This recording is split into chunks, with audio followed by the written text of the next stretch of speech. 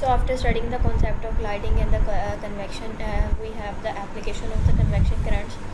The first example we have the household ventilation. हमारे घरों के ऊपर ventilators बने हुए होते हैं. Ventilator is different from the windows. Windows are placed into the lower side of the wall, but ventilators are always present at the high top of the wall. So ventilators जो होते हैं जिनको हम रोशनदान कहते हैं, हवा दान भी कह सकते हैं. So ventilators are different from the window. Ventilators इसलिए बनाए जाते हैं कि वेंटिलेटर्स का क्या काम होता है. वेंटिलेटर्स का काम ये होता है कि व्हेन वी ब्रीथ आउट, जब हम हवा सांस लेते हैं और हमारी जो हवा सांस लेने की वजह से जो हवा हम खारिज करते हैं, एक्सेल करते हैं, क्या होता है एक्सेलेशन का जो प्रोसेस होता है उसमें जो हम लोग ब्रीथ आउट करते हैं वो हवा जो होती है वो गर्म होती है. अब वो गर्म हवा क्या होती है, क्योंकि वो गर्म हवा हमने बात की कि जो हवा जब गर्म हो जाती है तो एक्सपेंड कर जाती है, वो फैल जाती है और वो लाइटर हो जाती है वेट के अंदर. सो क्या करती है, हमारे कमरे में वो अपवर्ड मूव कर जाती है और अगर हमारे कमरे में वेंटिलेटर्स मौजूद हों तो उसकी वजह से बाहर चले जाती है. So the air which we breathe is warm and the lighter it move up into the room and goes out from to the ventilators. And fresh air, cool air comes from through the window and doors. क्योंकि जो हमारे पास cool and fresh air होती है वो ठंडी होती है, denser होती है, भारी होती है. सो वो विंडोज़ के थ्रू आती है, वो कभी भी वेंटिलेटर के थ्रू नहीं आ सकती. सो एक ऐसा रूम जिसके अंदर वेंटिलेशन का प्रोसेस जितना ज़्यादा अच्छा होता है, वहाँ का जो टेम्परेचर होता है वो उतना ज़्यादा मेंटेन रखा जा सकता है.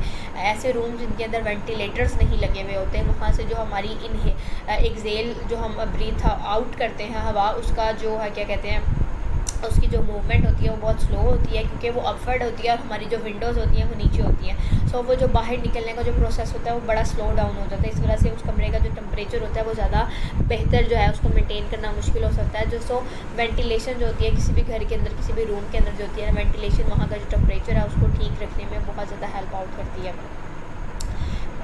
सर्दियों में भी और गर्मियों में भी.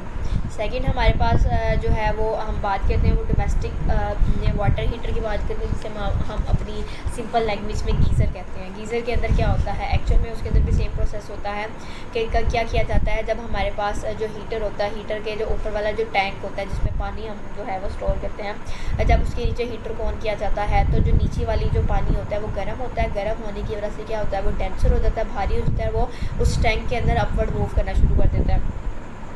और जो लोअर होता है, लोअर पानी जो हमारे पास स्टोरेज टैंक से आता है वो आता है और उसको फिल कर देता है उसके लोअर पार्ट को. तो दैट्स वाई आप कभी भी अपने घर के गीज़र में जाकर उसको ज़रा ध्यान से देखें तो उसके हमारे जो टैप का जो कनेक्शन होता है वो हमेशा अपवर्ड होता है. कभी भी गीज़र के साथ हमारा जो टैप का कनेक्शन होगा वो कभी भी लोअर साइड पे नहीं होता.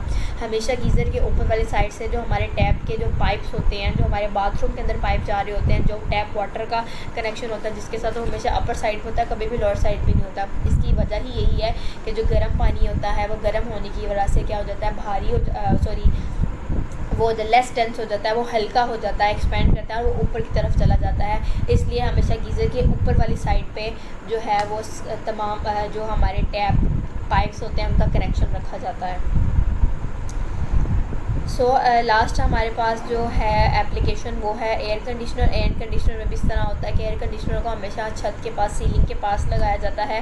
The fan of the air conditioner blows cool dry air heavier in the weight. क्या होती है, हवा एसी के अंदर से जो एयर कंडीशनर होता है उसके अंदर से जो हवा निकल रही होती है वो ठंडी होती है और वो क्या होती है, वो भारी होती है. सो वो नीचे की तरफ मूव करती है और हमारे कमरे में जो हवा होती है वो गर्म होती है. सो वो गर्म हवा क्या होती है, अपवर्ड मूव करती है और वो क्या करता है, एयर कंडीशनर उसको ट्रैप कर लेता है और उसको दोबारा से कूल डाउन करके दोबारा से उसको कमरे में भेज देता है. इस तरह जो हमारी जो एयर होती है वो सर्कुलेट करती रहती है अगेन एंड अगेन और इस तरह जो हमारे कमरे का टेम्परेचर होता है वो रिक्वायर्ड पोजीशन पर चला जाता है.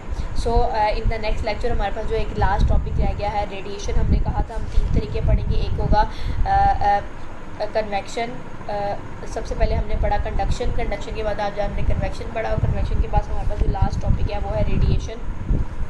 हमने बात की थी कि डिस्ट्रीब्यूट करने के 3 तरीके ये हैं. यहाँ तो पार्टिकल्स क्या करेंगे, मूव किए बगैर अपनी energy one by one transfer करते जाएंगे. It is known as a conduction.